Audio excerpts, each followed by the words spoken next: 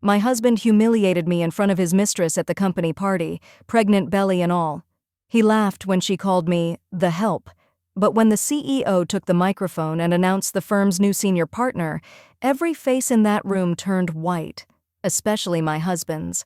Before we dive into this story, hit that subscribe button and turn on notifications, because you won't believe how this ends. And trust me, you'll want to see karma work in real time. Now let me take you back to the worst night of my life that became the best night of my life.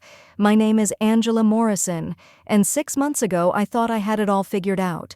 I was 32 years old, 6 months pregnant with my first baby, and working as a corporate attorney at one of the most prestigious law firms in the city. I'd spent 8 years climbing that ladder, winning cases, closing deals, and building a reputation that spoke for itself. My husband Trevor was an investment banker, charming and ambitious, or at least that's what I told myself.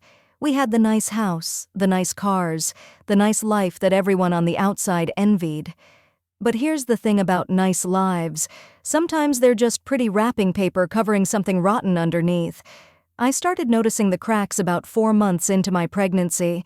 Trevor would come home later and later, always with some excuse about client meetings or market closures. He'd look at me differently, too, like I was somehow less than I used to be. The little comments started creeping in. Maybe you should skip dessert tonight. That dress is a little tight, don't you think? You're always so tired these days. Each comment was a small cut, but small cuts add up to big wounds. I brushed it off. I told myself it was the stress of impending fatherhood, that he was just adjusting to the idea of being a dad. I was working on the biggest deal of my career, a $50 million merger between 2 tech companies, and I barely had time to think about anything else. I'd spend 14-hour days in conference rooms, negotiating terms, reviewing contracts, making sure every detail was perfect. My team looked up to me. My bosses trusted me. I was good at what I did, and I knew it. Trevor knew it too, but somewhere along the way, I think that started to bother him. He'd make these passive-aggressive comments about me being a workaholic, about how I cared more about my job than our family. But the truth was, I was building something for our family. I was securing our future. I just didn't realize he wasn't planning to be part of that future. The annual company gala was on a Friday night in October. I really didn't want to go. I was exhausted, my feet were swollen, and all I wanted to do was put on my pajamas and watch something mindless on TV. But Mr. Cunningham, the senior partner, had personally asked me to attend. He said there would be some important announcements, and he wanted the team that worked on the Techron merger to be there. So I put on my best maternity dress, a navy blue number that actually made me feel pretty despite the belly, and I went. Trevor was supposed to meet me there. He texted saying he was running late, something about traffic. I should have known right then that something was wrong. Trevor was never late to events where he could network and show off. I walked into that ballroom alone, one hand resting on my pregnant stomach, trying to look confident even though I felt like an exhausted whale in heels. The room was full of expensive suits and designer dresses, champagne flowing, everyone laughing and networking like they always did at these things. I grabbed a sparkling water and made small talk with some colleagues, but I kept checking my phone, wondering where Trevor was. Then he walked in, and my heart sank into my swollen feet. He wasn't alone. There was a woman with him, mid-20s, blonde, wearing a dress that cost more than my monthly car payment. She was laughing at something he said, touching his arm in that way that's just a little too familiar to be professional. I recognized her vaguely. Bethany something, an associate at his firm. I'd met her once at a holiday party last year.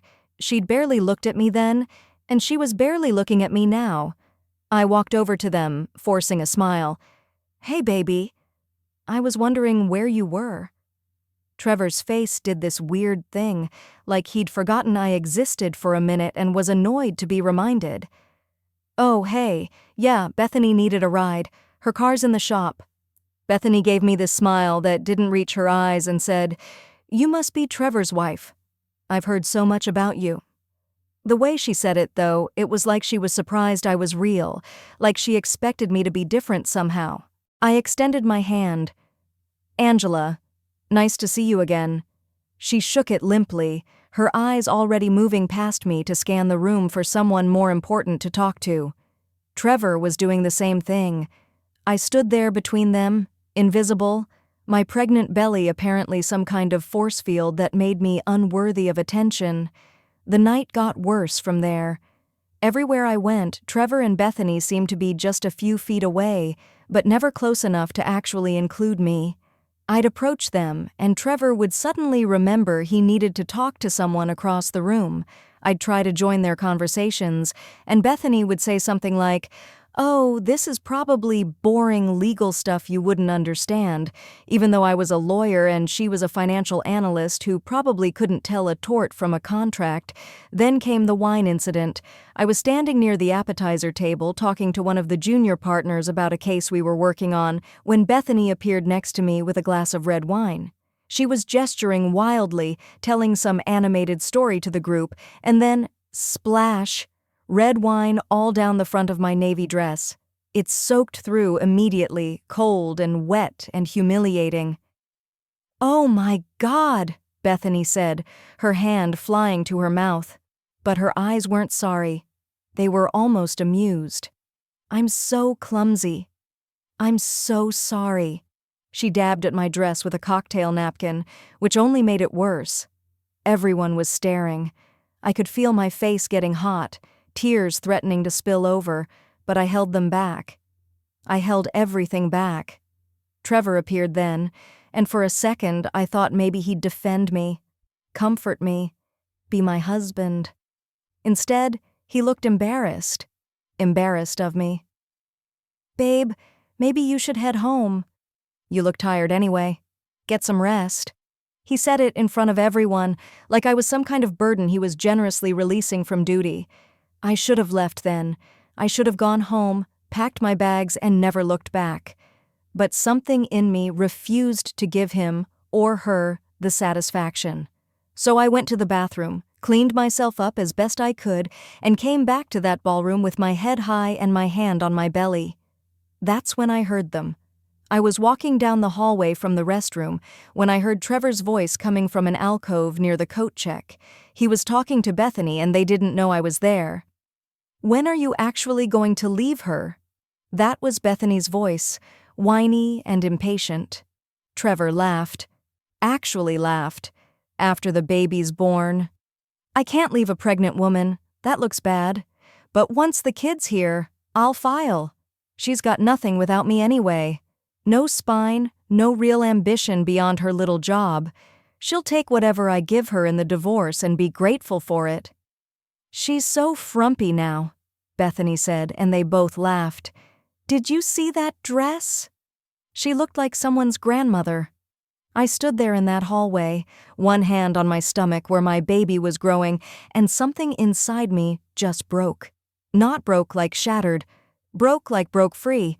All the doubt, all the second-guessing, all the times I'd wondered if I was being too sensitive or too demanding, it all just evaporated. I saw it clearly then. This man didn't love me. Maybe he never had.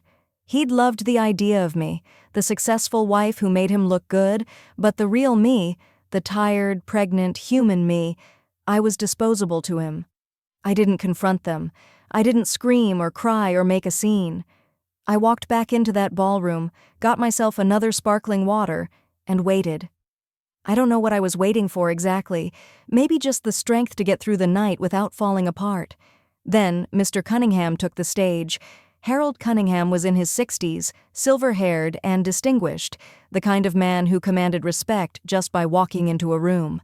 He tapped the microphone and waited for the crowd to quiet down. "Good evening, everyone.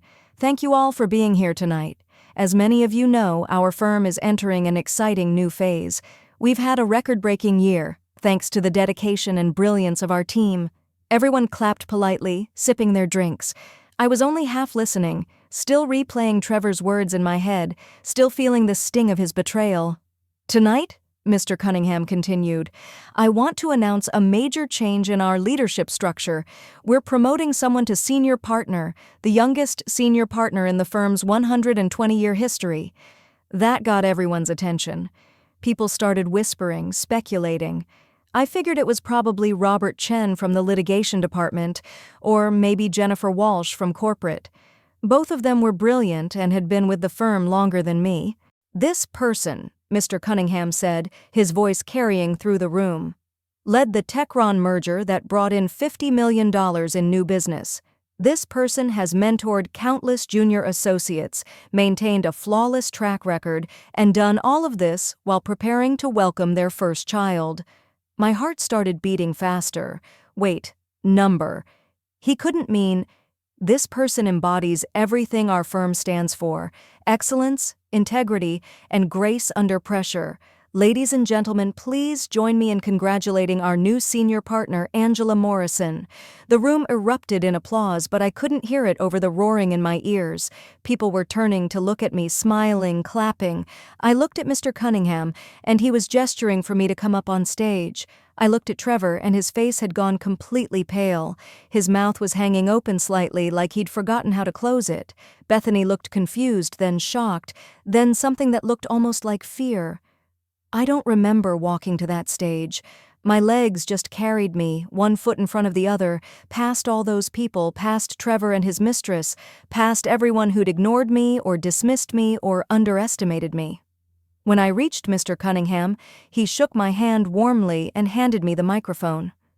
I looked out at that sea of faces, and for the first time all night, I felt like myself again. Strong, capable, worthy. "Thank you, Mr. Cunningham," I said, my voice steady. "Thank you to everyone who believed in me and supported me through this journey. This firm has been my second home for 8 years, and I'm honored to continue serving in this new capacity." I paused, my hand resting on my belly. Success isn't about who talks the loudest or who takes credit for others' work. It's about showing up, doing the work, and delivering results. It's about knowing your worth even when other people don't see it. I locked eyes with Trevor when I said that last part. He looked like he might be sick. "I'm excited to announce that I'll be leading our new international division," I continued. "We'll be expanding our corporate practice into European and Asian markets, and I'm looking forward to building a team of talented attorneys who share our commitment to excellence." What I didn't say out loud, but what everyone in Trevor's firm knew, was that several of his clients would now fall under my division's purview. He'd effectively be working under my oversight. The applause when I finished was thunderous. People came up to congratulate me, shake my hand, tell me how well-deserved the promotion was.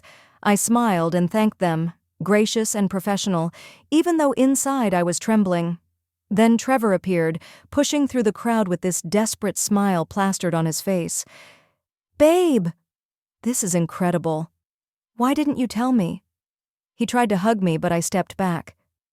"The same reason you didn't tell me about Bethany," I said quietly, so only he could hear. "Some things speak louder than words." His face went from fake happy to panicked real quick. "What are you talking about?" "Bethany's just a colleague." "Stop." I held up my hand. "Just stop, Trevor." "I heard you, in the hallway. I heard everything." I reached into my clutch and pulled out my wedding ring. I'd slipped it off in the bathroom after hearing him talk about leaving me. "You said I'd take whatever you gave me in the divorce." "You're right. I will take something. I'm taking my self-respect, my career, and my baby. You can keep everything else." I placed the ring in his hand and closed his fingers around it. His eyes were wide, shocked. He actually looked like he might cry. "Angela, wait, I didn't mean, we can talk about this." "There's nothing to talk about," I said. "My lawyer will contact you next week. Don't come home tonight. I'll have your things sent wherever you want them." I walked away from him then, walked right out of that ballroom with my head high and my baby safe in my belly. I could feel people watching, but I didn't care. Behind me, I heard Bethany's voice calling Trevor's name, and I heard him snap at her to leave him alone. Guess the mistress wasn't so appealing when the wife he was leaving turned out to be more successful than he'd ever be. The valet brought my car around, and I drove home through tears that were equal parts grief and relief. I'd lost my marriage, but I'd found something more important. I'd found my strength. I'd found my voice. I'd found my worth. That was 3 months ago. Today, I'm 9 months pregnant, living in a beautiful apartment with a view of the city, preparing to welcome my daughter into the world. My career is thriving. My new team is exceptional. I've made genuine friendships with people who value me for who I am, not what I can do for them. Trevor's been demoted at his firm. Turns out sleeping with a junior associate while married violates their ethics policy. Bethany was let go for the same reason. I heard through mutual friends that they're not even together anymore. Funny how that works. The person who helps you betray someone will eventually betray you too. I don't hate Trevor. I don't hate Bethany either. Honestly, I'm grateful to them. Their betrayal freed me from a life that looked perfect on the outside but was slowly suffocating me on the inside. They showed me that I don't need anyone to validate my worth. I know who I am, I know what I'm capable of, and I know that my daughter is going to grow up watching her mother stand tall, work hard, and never settle for less than she deserves. Sometimes the worst thing that happens to you turns out to be the best thing. Sometimes you have to lose everything you thought you wanted to find what you actually need. And sometimes the moment you think you're at your lowest is actually the moment before everything changes. If this story reminded you that your value isn't determined by anyone else's opinion, drop a comment below saying, "I know my worth." And if you've ever been underestimated and proved them wrong, share your story. I read every single comment. Don't forget to like this video, subscribe for more real talk stories, and hit that bell so you never miss an upload. Remember, sometimes the worst betrayal leads to your biggest breakthrough. Now go show the world what you're made of.